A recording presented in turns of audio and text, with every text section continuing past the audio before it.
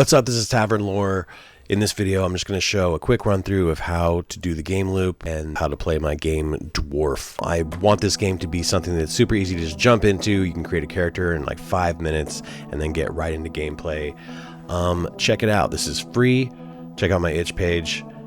And it's going to be available on TTRPG very soon. Thanks. Alright, let's roll up a character. So character generation starts almost at the beginning. Let's go for our name first. We have a name generator right here in front. So we're going to roll a d20 for our first name. And we get 11, which is score. I like that. I dig that. And then you combine the next two names. We're rolling 2d6. I'm going to use white as the first, red as the second. So it's a 5 and a 4. We got Ironborn. So we got score, Ironborn. What do we got next? We can do traits. These are optional. If I roll one I like, I'll use it.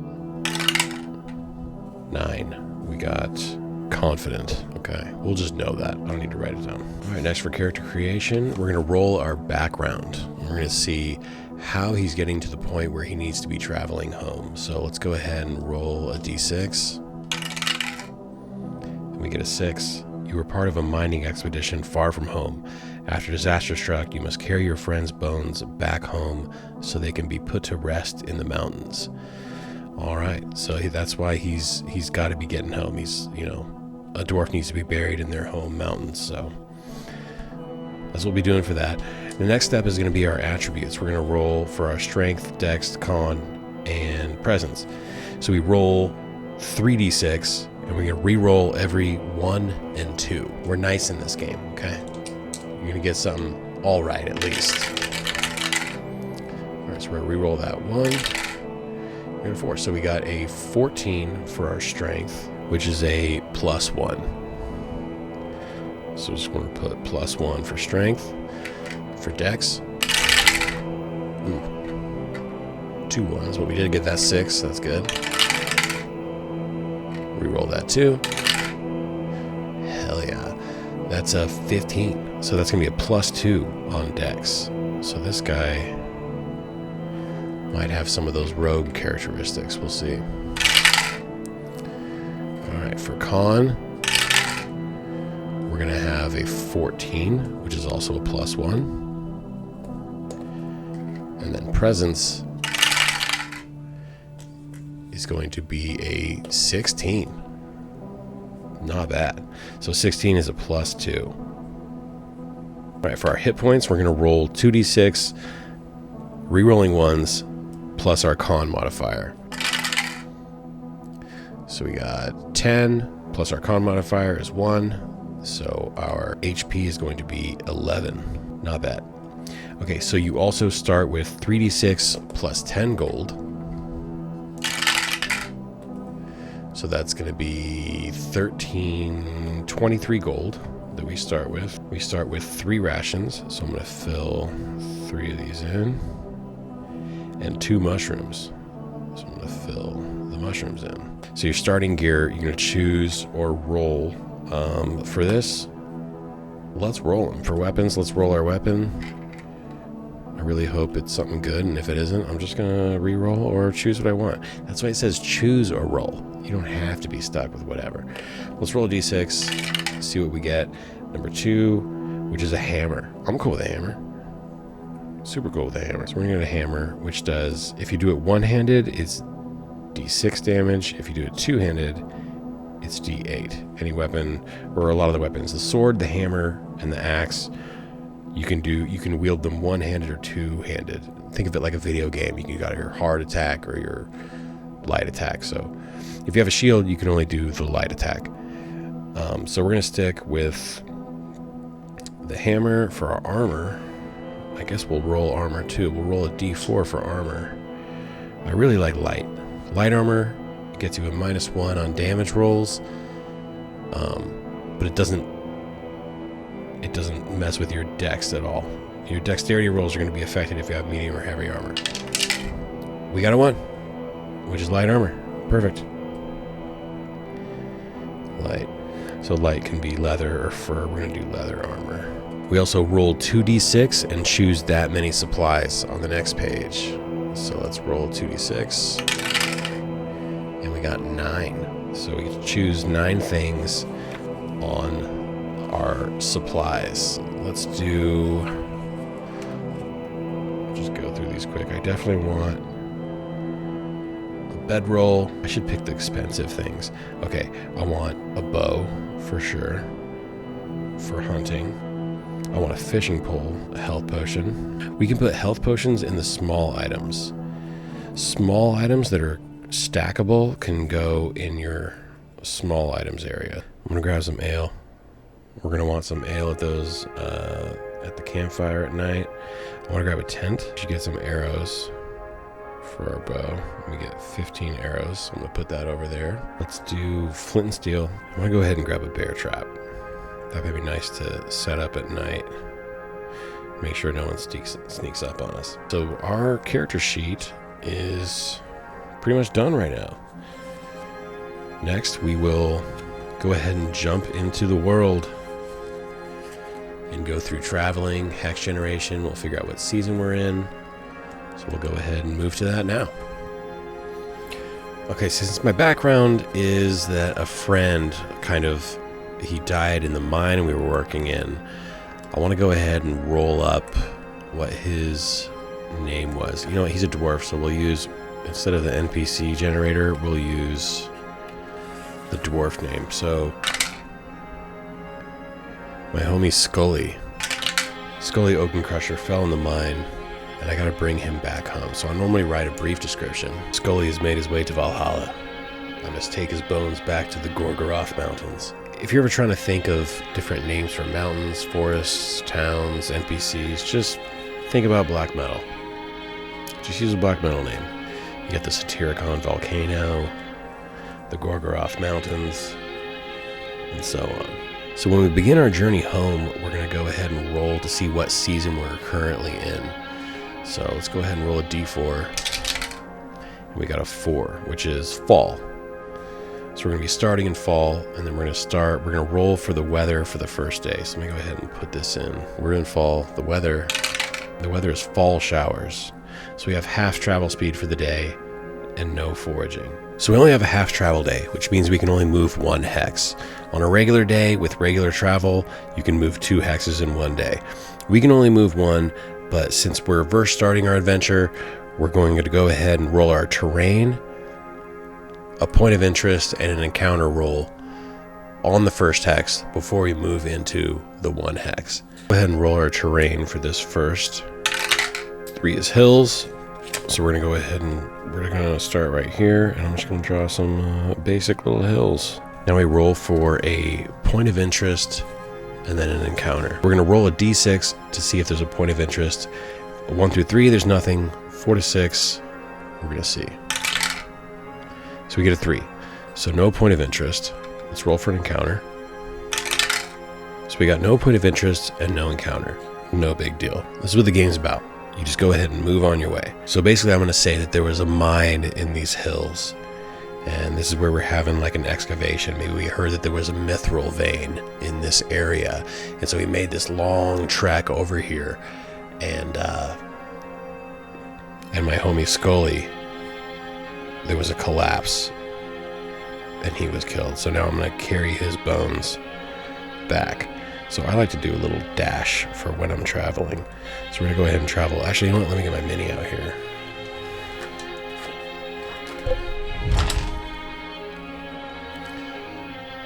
This is going to go ahead and be score. This is going to be score Ironborn. So he's just going to hang out here as we make our way. So now we're going to do our first traveling. We're going to move into this hex. So now that we're moving into new hex, we're going to go ahead and do another POI roll and an encounter. Wild. Okay, so we're going to go ahead and move into this next hex, and we got to roll for the terrain of the next hex. So we got a 5, which means we roll a new terrain, and we hit a 1, which is forest. Generic, like trees in here. So we have forest. Now we roll for our point of interest. See if we get a point of interest. 1 through 3, there's nothing. 4 through 6, we got something. A 2, so no point of interest. Now I roll for encounter. A 4. That is definitely an encounter. So we're going to roll for an encounter. Let's go to our forest encounters. It's right here, and let's roll a d20 on that. 13. 1d4 bandits offer an alternative. Okay, so let's see how many bandits we're dealing with. 1d4. We got 3. 3 bandits are basically blocking my path as I walk through this forest. And they're like, hey, hand over all the gold and you can keep on walking. Now, mind you, I have 23 gold right now. And I don't want to hand it over. Because if I save up my money, I can get a magic scroll. If I find a town, I can visit a blacksmith and I can get a +1 to one of my weapons. So fuck that. I'm going to fight these 3 bandits. So let's get some bandits out here. So I got 3 of these fools surrounding me. This should be fun. This is our first combat encounter. So let's go ahead over to our bestiary. Bandit is the first one. They have 6 HP. They have light armor. Their morale is 6, and they attack with D6. And normally when I'm playing, I'm taking more notes as we go. It's just because I'm filming and having to track this stuff. I'm not writing out each thing, but I normally write out, you know, my rolls in case I want to write an actual play later or something. Roll out the rolls, the weather, your encounters, things like that. I ran in some flavors. I might sketch something. But for this video, I'm kind of neglecting my notebook. But one thing I always do for combat is I definitely track things in the notebook. So we're basically going to have Bandit. We also have Bandit 1, Bandit 2, and Bandit 3. And they each start at 6 HP. I'll kind of do it one at a time. You can do it however you like. This is just the way I like to do it. To see who goes first, we're going to go ahead and roll initiative. I'm going to roll for me first. I get a 6. They're not beating that. They're getting a 3. So I go first, and let's say this guy's here. I'm going to initiate with this guy first. And I'm kind of going to pan around to this direction. And I'm going to go ahead and swing on him. So I roll an 8. To succeed in a melee hit, you got to get better than a 12. So I have an 8. I have a strength modifier of 1. That's a miss. So what I'm going to do is I'm going to burn one of my mushrooms, because that's a re-roll. Your mushrooms let you do a re-roll. So I'm going to go ahead and spend a mushroom. And I'm going to re-roll that. 19. That's a hit. Okay, so now I get to roll my weapon damage, which I'm using two-handed because I don't have a shield right now. So that's a D8. And I hit him for 5. -1 because of his armor. So he takes 4 damage. So I'm going to go ahead and put this Bandit 1 at 4. Now I'm going to go ahead and say it's his turn. So now it's his turn to strike me. So I'm going to go ahead and make a dex test to see if I dodge it. I get an 11, plus my dex modifier, which is +2, which gives it a 13, which is a pass. So he swings, I dodge, he doesn't hit me. Now it's back to my turn. I'm going to do a strength roll. It's a 4. +1, it's a 5. That's a miss. I miss him. Now I'm dodging. 17. He's swinging again. Misses me. This is my strength roll. I'm missing again. Dodge. Plus my dex modifier is a 13 again. Dodge. He can't hit me, fool. I'm too fast. I hit a 12. I get to go ahead and strike him again. I'm going to roll my D8. I hit a 3 damage. -1, it's 2 damage, but he only has 4. No. Sorry, I did that wrong. Whatever. He's dead now. Boom. Suck it. So now I'm going to run up to this guy and be like, what, you want something, dude? But I just did take my turn because I finished that dude off. So he's going to roll first. I'm going to dodge.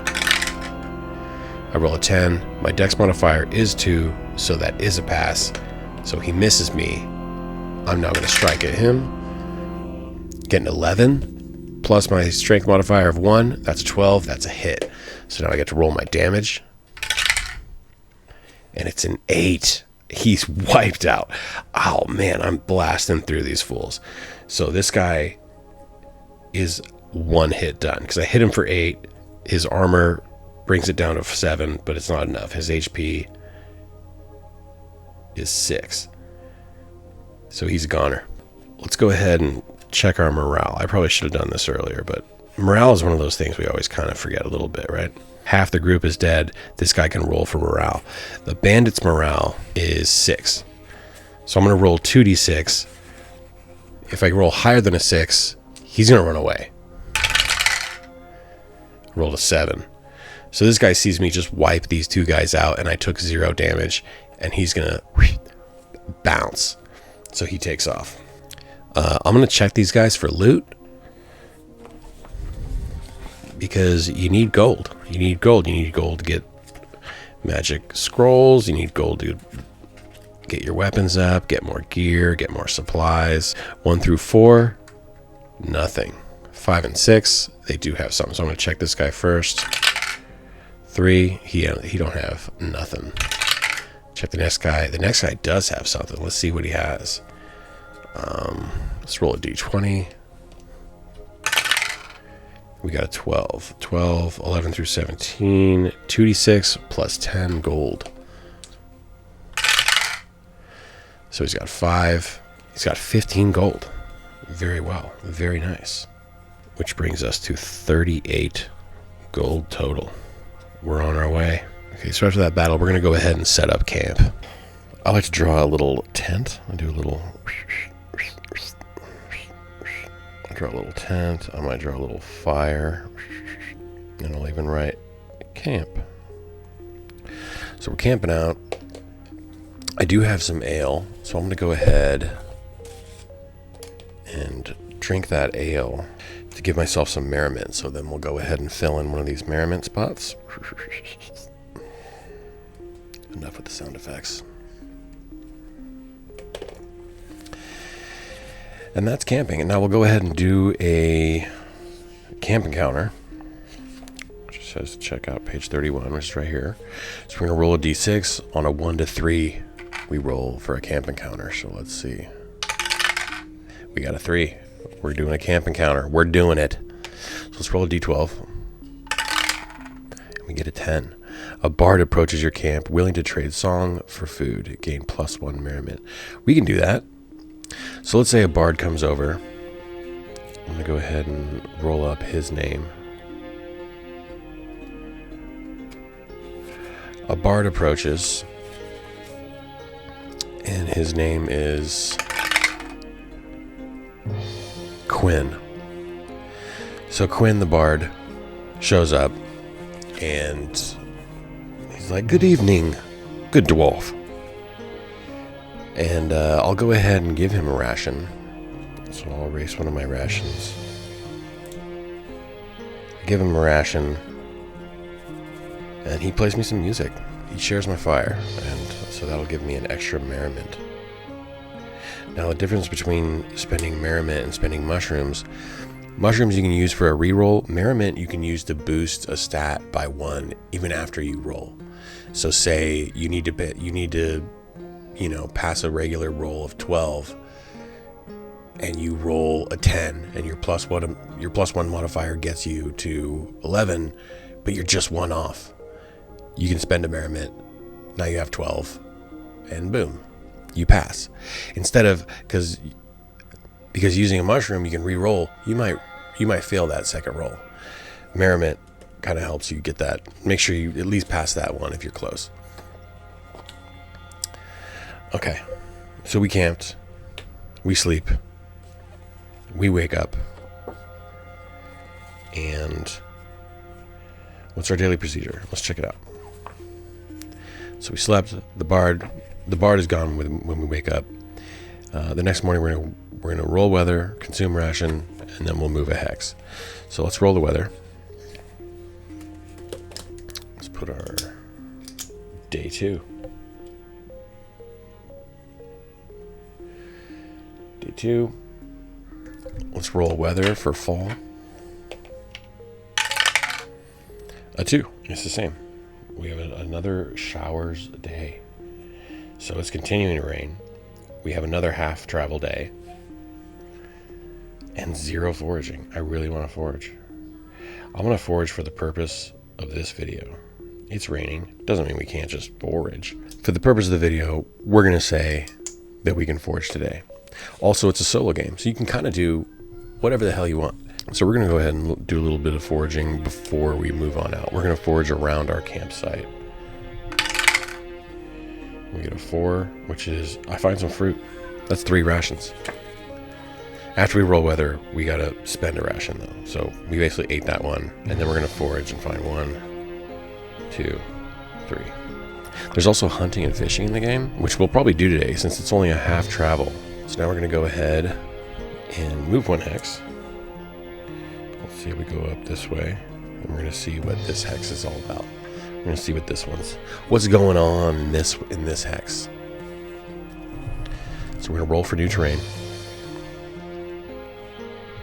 D6. We roll a 1, which means it's the same as the last hex. So we're still in the 4. If I get a bunch of the hexes in the same spot, I'm going to go ahead and use one of my stamps. Castle Grief is coming out with his own stamps, and you need to get on that Kickstarter ASAP, because these are little stamps from Amazon. They're cool. So I'm going to do one of these, and boom, we got a little forest. Let's roll for our POI. See if there's a little point of interest going on over here, huh? We got a 6. That's definitely a point of interest. Let's check out the D100 table. And it's 80. Large puddle of blood. Puddle of blood seems like a early 2000s band.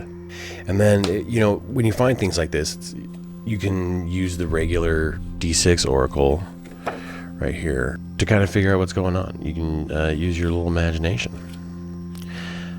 I'm gonna say, like, I can say, okay, there's a large puddle of blood. Do I see any tracks leading away from this puddle of blood? Yes, but the tracks actually lead back the way I came, towards my camp. So I make my way, and do they literally surround my camp area? Yes, and so is the enemy. I want to say there's a monster. I find this, I'm following this trail of blood, and there's also a monster. And there should be, I think I have a table that, like, are there monsters? Let's do that. So I'm going to use my dungeon thing and say, are there monsters? 1 to 3, no. 4 or 5, yes. Yes. 6 is yes, but preoccupied. So 5, yes, there's a monster. So I go back to my camp area, and I find that there's from the puddle of blood, there's a trail leading to a monster. And I'm going to say, because of the blood, he is injured, but he's snooping around my stuff. And let's just roll on the dungeon counters to see what kind of monster we get. 17. It's D4 goblins. Of course it would be goblins. And there's 1. So we're fighting a goblin. We're fighting 1 goblin. A goblin, he is injured. I think that's the blood. Or maybe he had just killed something. But let's go ahead and find goblin in here. There's a goblin. That's exactly what goblins are like. No one likes goblins. Let's read the description. No one likes goblins, but dwarves especially hate goblins. Though not currently at war, the relationship is tenuous at best. Goblins are sneaky, mischievous, tinkerers, and rascals. They're just some knuckleheads, man. Let's see who goes first. Let's roll a d6. So I actually ran into some weird audio issues at this point in the video moving forward, but basically we murked that goblin. I did some hunting, and while hunting, I came across an injured dog. I gave him a ration, and he joined my party. So I now have a companion. Did I give him a name? Ned. It was Eddard. His name is Eddard. He's got 8 HP and a D4 as his attack. So when we pick up next, we'll have a doco. Actually, I think I'm going to continue playing right now because it's the next day and I want to play it. So that pretty much shows you the game loop, right? It's just that procedure, you know? You wake up, roll the weather, consume a ration, move out, you roll for your points of interest, roll for your encounters. You may come across a dungeon, cave. Sometimes there's severe weather and you have to find a cave immediately. The entrance to the cave can collapse and now you're dungeon crawling and you've got to go through a couple rooms, fight some monsters, and then the last room will exit into the next hex. So yeah, thank you for watching. Dwarf is free and will be available very soon. It's playtesting right now, but yeah, depending on when you see this video, it could be out. Check it out. My name's Tavern Lore. Check out my Instagram or my Substack for news, or right on here on the good old YouTube. Thanks for watching.